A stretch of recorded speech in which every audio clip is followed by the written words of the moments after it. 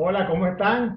Aquí en el video para cerrar nuestro curso. Aquí están porque algunas personas han sido asustadas por las perras, por sus ladridos, son parte protagonista de los videos. Y bueno, aparezco yo también para que no digan que yo soy una voz que aparezco en los videos y que no existe, una voz electrónica. Entonces, bueno, aquí les enseño a mis perras, Kiki y Lali, que están aquí conmigo. Y bueno, espero que todos estén muy bien y que se sigan cuidando.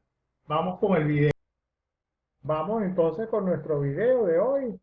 Vamos a tocar temas relacionados con la aplicación del concepto de área a las ciencias económicas, a las ciencias sociales. Entonces, aquí en el título hablo de Gini, Lorenz, promedio y más cosas que vamos a ver en el video relacionados con el concepto de y la medición del área bajo una curva. Comencemos.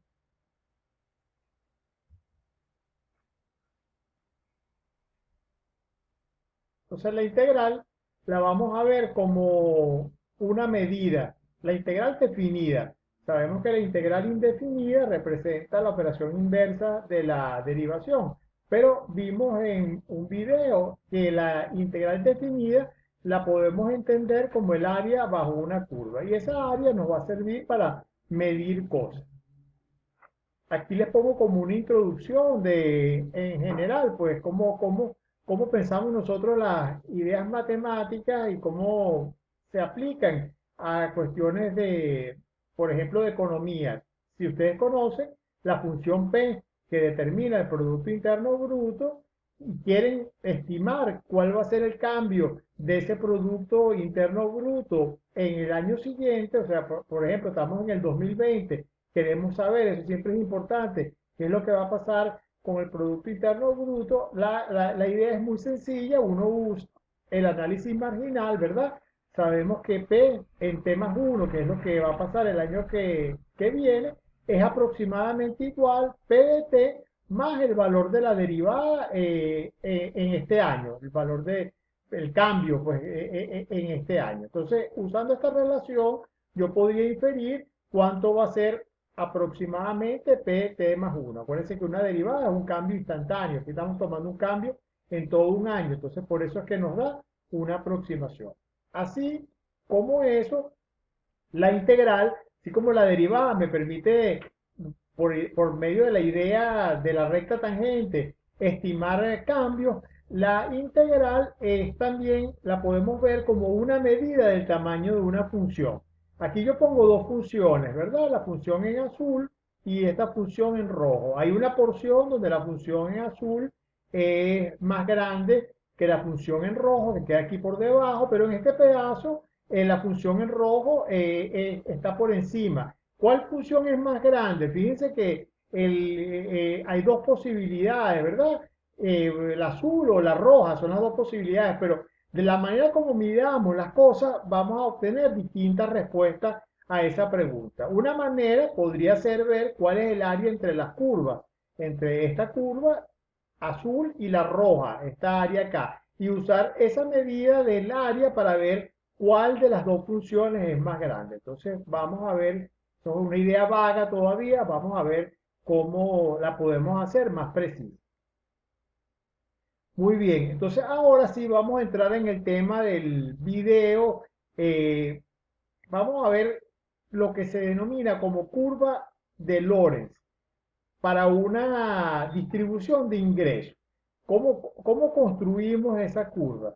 Pero entonces se hace la gráfica del ingreso, el ingreso se coloca en el eje Y y la población se coloca en el eje X, todo se coloca porcentualmente, es decir, el valor X igual a 1 corresponde al 100% de la población, el valor Y igual a 1 corresponde al 100% del ingreso y la población se ordena de menores ingresos a mayores ingresos.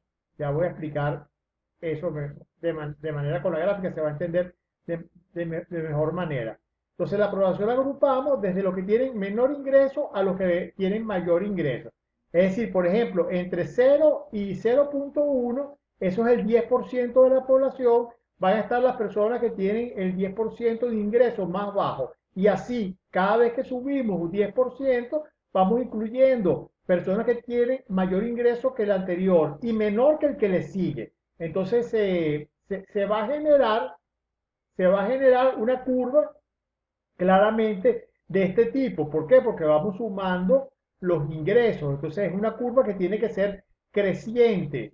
Y la curva, eso vamos a ver después la razón precisa, nos va a quedar cóncava hacia arriba.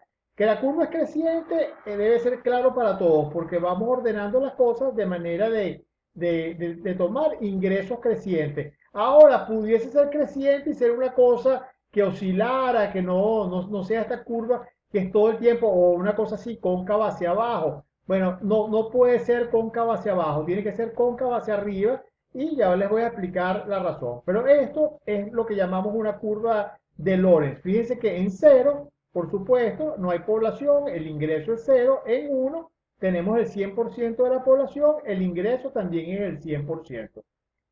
Entonces vamos a ver las propiedades. Para que una curva sea una curva de Lorenz admisible, tendría que tener estas propiedades. Su valor en cero tiene que valer cero, como ya les expliqué. Su valor en uno tiene que ser uno. Eh, la función tiene que ser creciente y la función tiene que ser cóncava hacia arriba. La concavidad hacia arriba, que era lo que les quería explicar, se debe precisamente a la forma como agrupamos los datos. Al tomar que los ingresos se van tomando de manera creciente, no solamente la curva nos queda creciente, sino que la derivada segunda también nos queda positiva, porque vamos tomando cada vez personas que tienen mayor ingreso, o sea, aumenta el ingreso y el aumento es mayor que el anterior. Entonces, esa derivada primera, que es positiva, también crece y entonces al tomar su derivada nos queda la derivada segunda, que es una función positiva y por eso la gráfica nos queda cóncava hacia arriba. Entonces, la manera como se agrupan las cosas en esa curva de Lorenz determina todas estas propiedades que están acá. Entonces, aquí tomo un ejemplo muy sencillo. Bueno, vamos a ver que esto es una curva de Lorenz. Fíjense que si yo la derivo, ¿qué me queda? Me queda 30x sobre 16 más 1 sobre 16. Como estamos tomando los valores de x entre 0 y 1, con seguridad esa primera derivada es positiva. Si la derivo dos veces, me queda sencillamente 30 sobre 16, que es una cantidad constante positiva. Entonces se cumple que es creciente y que va a ser cóncava hacia arriba. Su valor en 0, si yo meto 0 acá, todo se anula y su valor en 1, bueno, me queda 15 sobre 16 por 1 al cuadrado, que es 1, más 1 sobre 16 por 1, que es 1 sobre 16, 15 sobre 16 más 1 sobre 16 es igual a 1. Entonces la función verifica todas las propiedades de ser una curva de Lorenz. Vamos a hacer su gráfica de todas formas para convencernos de que está todo bien. Esta gráfica es la que tiene los puntos, es la curva de Lorenz. Fíjense lo que significan los puntos esos. Por ejemplo, este puntico acá. Este puntico acá corresponde a 0,4 acá. Entonces, eso sería el 40% de la población. Bueno, entonces, esto me dice que el 40% de la población acumula aproximadamente como un 15% del ingreso total. Vamos a pararnos en otro punto. Por ejemplo, este que tenemos acá, este punto corresponde acá a 0,8. Me dice que el 80% de la población tiene acumulado aproximadamente un 0,65 o sea, un 65% del ingreso. Entonces, esa es la información que me va dando esta curva de Lorenz. Aquí aparece y igual a x. ¿Por qué aparece y igual a x acá? La identidad, no por casualidad. La identidad, esa recta, sería la situación de distribución igualitaria del ingreso. Es decir, si ustedes tienen 100 personas, ¿verdad? Y cada uno tiene 100 bolívares y la cantidad total de ingreso es 10.000 bolívares, entonces si ustedes hacen la curva de Lorenz, bueno, comienzan con el primer 10% de las personas, esos van a acumular 1.000, el siguiente 10% acumula 1.000 más, o sea, el 20% acumula 2.000, etcétera, y entonces todos los puntos nos van a quedar sobre la recta y igual a x y esa situación representaría una distribución completamente paritaria o igualitaria del ingreso. Pues entonces, esta curva que está acá es una situación mucho más realista. La otra no se observa en ninguna parte y representa que lo que dice ingreso se distribuye de diferente manera. Pues, o sea, esto que está acá es como una idealización, pero que nos va a servir para definir lo que se entiende como el coeficiente de Gini.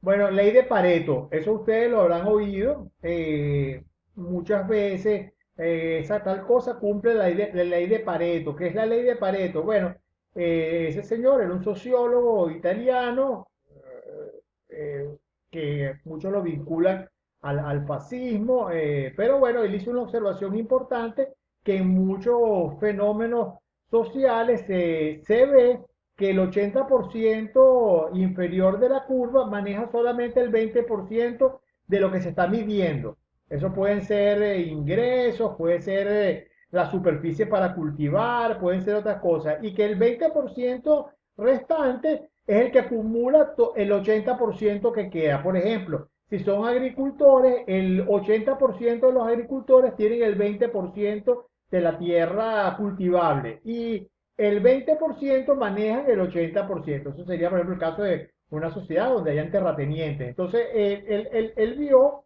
que ese 80-20 aparece en muchas situaciones y bueno, eso es lo que se conoce como una ley de Pareto. En términos generales, una observación que indica una situación de desigualdad. Entonces vamos a ver qué es lo que significaría igualdad o cómo se mediría esa cuestión de otra manera. Entonces fíjense, aquí pongo este dibujo. Este dibujo aparece de nuevo la recta y igual a x y aparecen dos curvas de Lorentz acá.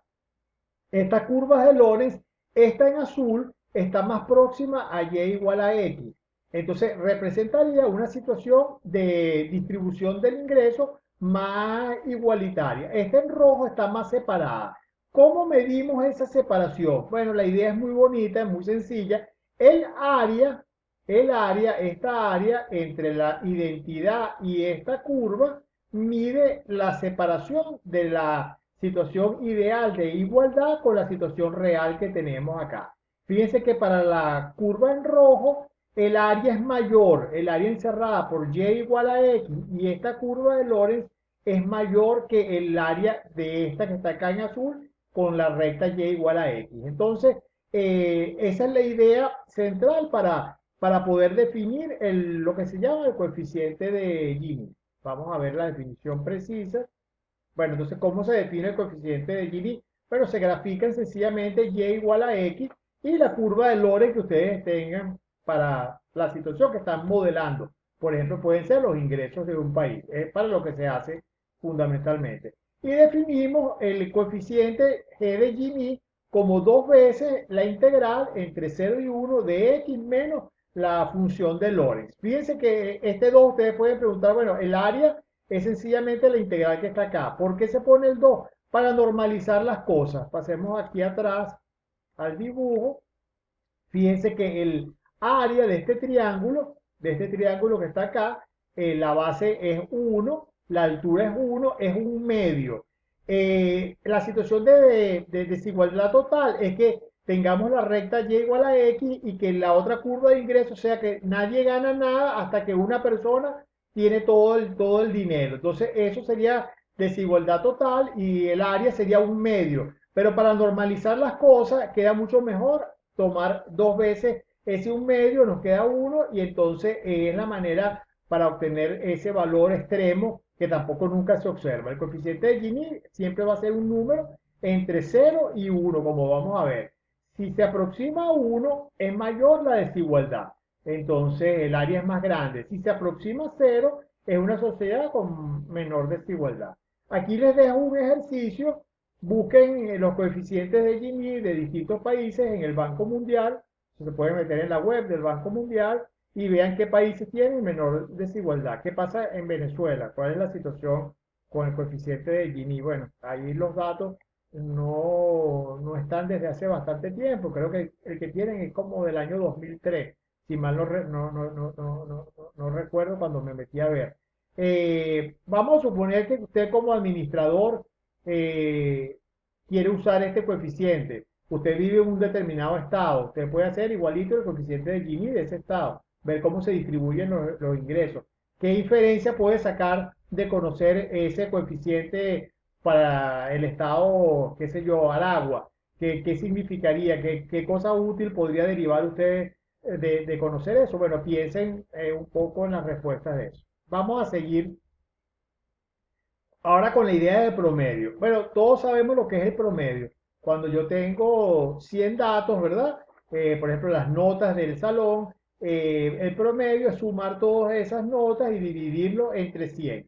Pero en muchos fenómenos hay una cantidad continua de datos. Cuando nosotros usamos las funciones, yo digo la función está entre 0 y 1. Entonces yo tomo todos los valores posibles entre 0 y 1. ¿Cómo se promedia esa situación? Bueno, la idea es que de nuevo la integral definida, viene a rescatarnos, porque es un problema difícil si uno se lo plantea así. Entonces, el promedio de una función entre dos valores, entre x a y x igual a b, entonces se define como la integral definida entre a y b de f de x multiplicado, hay que multiplicar, así como nosotros dividíamos por el total de datos, aquí hay que multiplicar por el inverso de b menos a, donde b menos a es la longitud, fíjense que b menos a es la longitud del intervalo donde estoy integrando. Si este punto fuera 1 y este 4,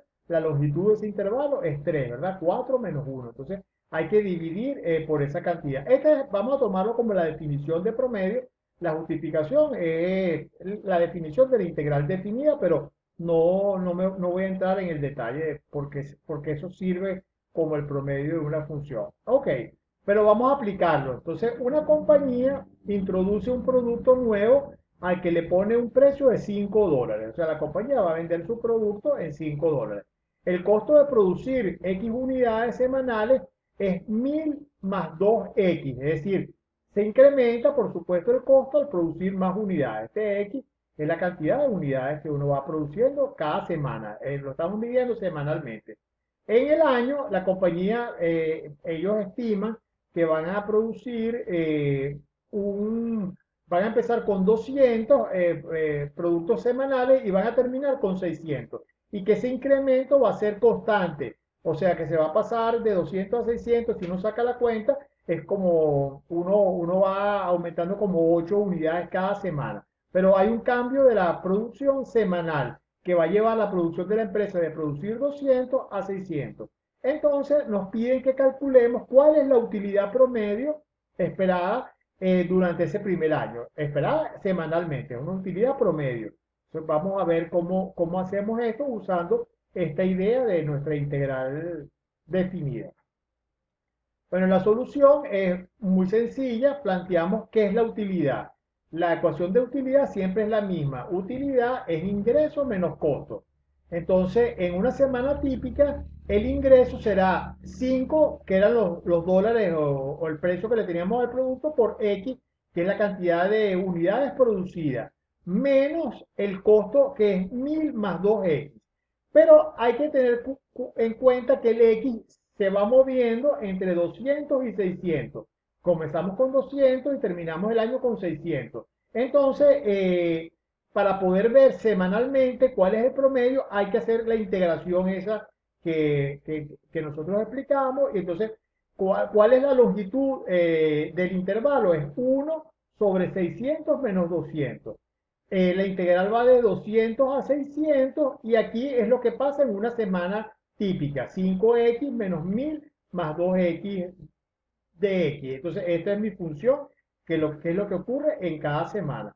Si sacamos la cuenta, yo la hice usando el programa máximo, este promedio nos va a dar 200. Entonces, la utilidad de mi empresa a la semana en promedio es $200. Claro, ese conocimiento del promedio me puede servir para calcular la utilidad en el año. Si yo multiplico 200 por 50 semanas, por ejemplo, que tiene el año, nos va a dar $10.000. Entonces es la utilidad anual que tendríamos con ese producto.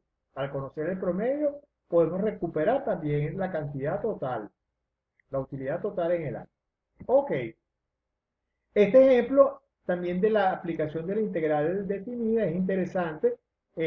Vamos a ver qué es lo que pasa en el negocio petrolero.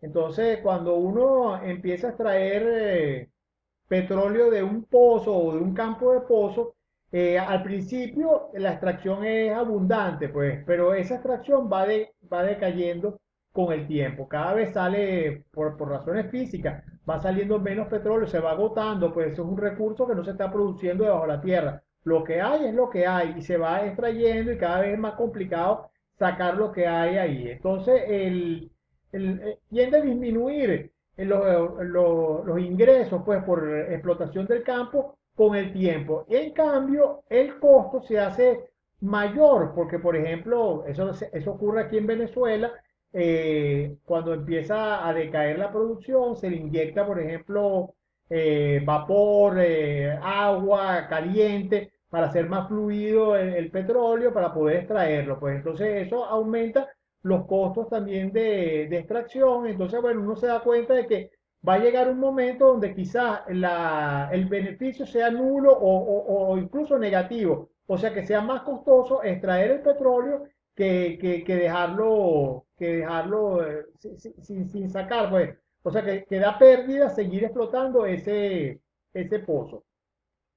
Entonces, vamos a suponer que yo llamo RDT a los ingresos que vamos obteniendo y CDT a los costos.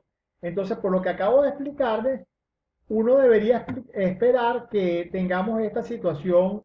Entonces, esta situación que tengamos R' de T menor que cero, eso significa que la derivada del ingreso es negativa y la función decrece. Aquí está.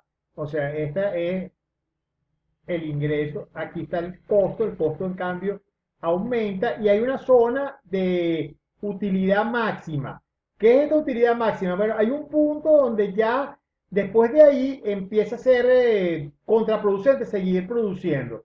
Entonces, esta utilidad máxima es como toda la utilidad que se obtiene desde el inicio de la explotación hasta que conseguimos este punto. Ya vamos a ver cómo se calcula este punto. Y entonces lo que nos interesa es determinar cuál es este valor a partir del cual ya no es rentable seguir explotando ese pozo y calcular esta utilidad máxima. Entonces vamos a ver cómo lo haríamos. Bueno, si P es la utilidad, todas esas palabras vienen del inglés, ¿verdad? Profit, revenue, cost, de costo. Entonces, si P es la utilidad, su máximo ocurre cuando su derivada es cero. Es una cosa que aprendimos nosotros en el curso. Entonces me queda que P' igual a R' menos C', porque es una resta de funciones. Eso es igual a cero cuando R' es igual a C'. Entonces, cuando el ingreso marginal iguala al costo marginal, y eso debería ser claro, entonces hasta ahí es que se tiene que seguir produciendo. Porque acuérdense que el ingreso marginal es lo que obtendríamos si producimos un día más. Y el costo marginal es lo que nos va a costar producir ese día más. Cuando estas dos cantidades se equiparan, ya al día siguiente, después, es que el ingreso va a ser menor que el costo. Entonces, esto nos dice en qué punto tenemos que detenernos en la producción de ese recurso. Puede ser petróleo, puede ser otro recurso. Usualmente estas cosas modelan cosas de minería. Entonces, eso va a determinar el punto T1 hasta el cual hay utilidades. La utilidad total es el área esta que teníamos acá, es el área, porque es una suma de cosas.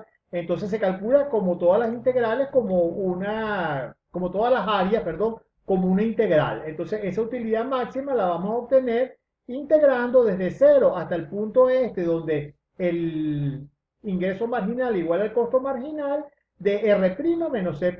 Entonces, bueno, vamos a hacer un ejemplo. Entonces, las tasas de costo e ingreso de cierta operación en un campo petrolero vienen dadas por C' de T igual a 5 más 2 por T a la 2 tercios y R' de T igual a 17 menos T elevado a la 2 tercios.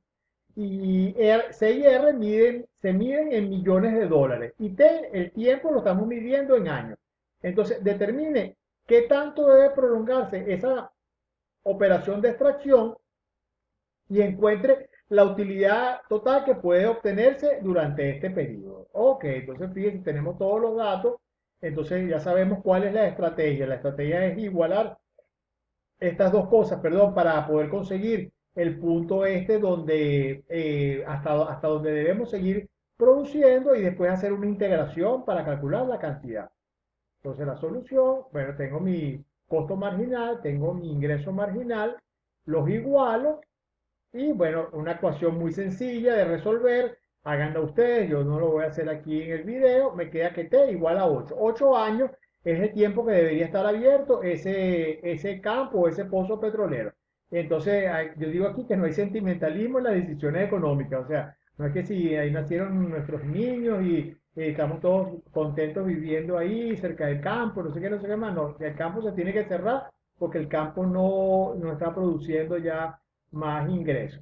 Entonces, la utilidad acumulada en ese periodo de 8 años es la integral de 0 a 8 de la diferencia de lo que tenemos, el ingreso marginal y el costo marginal. Entonces, esa integral es también muy fácil de hacer, háganla y les va a quedar al evaluarla entre 0 y 8, 38 millones de dólares, porque era la forma como estábamos midiendo esas cantidades en millones de dólares. Ok, entonces fíjense que es bien sencillo y también vimos otra aplicación más para que vean que la idea de área no es una idea de los de los ingenieros, de los físicos, de los matemáticos, tiene aplicación en el área de las ciencias sociales, las ciencias económicas. Ok, entonces vamos con la última cosa o la penúltima, vamos a decirlo así, de este video de aplicaciones de la idea del área y es el concepto de superávit del consumidor. Entonces, bueno, del consumidor y del productor también. Vamos a poner la famosísima gráfica de la curva de la oferta y la demanda. Entonces, esto es una gráfica que ustedes han visto muchísimas veces. Esto que está acá es decreciente, ¿verdad? Es la curva de la demanda en el sentido de que al aumentar el precio, la demanda cae. Y esta es la curva de la oferta, que es siempre creciente, pues entonces los productores van a tender a ofertar más cosas a medida que los precios aumentan. Y esto que se establece aquí es lo que se llama el punto de equilibrio, donde hay la misma intención de vender y de comprar cosas a un determinado precio, que es el precio este que está acá, P sub 0. Ok, entonces es la manera como siempre se plantea esta cosa. Yo digo que para los matemáticos, para mí siempre es como raro que el precio vaya acá, yo lo he puesto acá, pero bueno, ustedes lo estudian de esta manera, el precio en el eje de la Y y la cantidad de cosas de ofertadas aquí va en las X. Entonces, bueno, la gráfica, como les digo, es muy conocida, es importante. Entonces, el punto P sub 0 es lo que se llama el punto de equilibrio. Y vemos acá una cosa que es importante en la gráfica. Fíjense una cosa que es importante en la gráfica.